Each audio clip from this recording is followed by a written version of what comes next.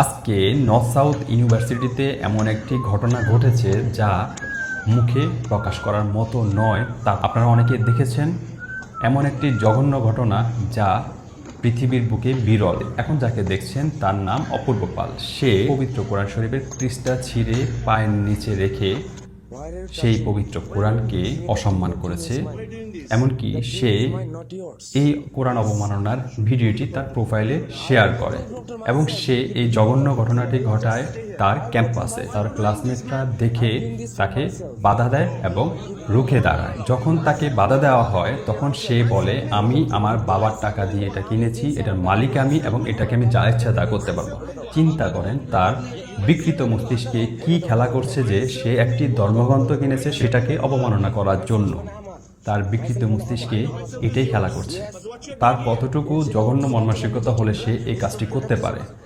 পরবর্তীতে ওইখানকার তার ক্লাসমেটরা তাকে বাধা দেওয়ার পরে সে শেষ পর্যন্ত বাধ্য হয়ে ক্ষমা চায়। তার ভাগ্য ভালো, সে সুশিক্ষিতর হাতে পড়েছে। সে ক্ষমা চেয়েছে এবং ক্ষমা পেয়েছে, যদিও সেটি ক্ষমার অযোগ্য। পরে তারা পুলিশে খবর দেয় এবং পুলিশের হাতে তুলে দেয়।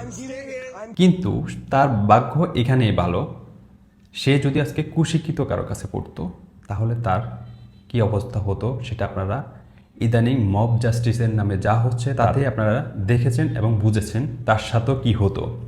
সে একটি ক্ষমার অযোগ্য অপরাধ করেছে ঠিকই, কিন্তু তার বিচার করার দায়িত্ব আমার না। আমি একজন সাধারণ মানুষ। অ্যাজ এ মুসলিম হিসেবে আমাকেও আমার ধর্ম ততটুকু রাইট দেয় নাই তার গায়ে আমার হাত দেওয়া।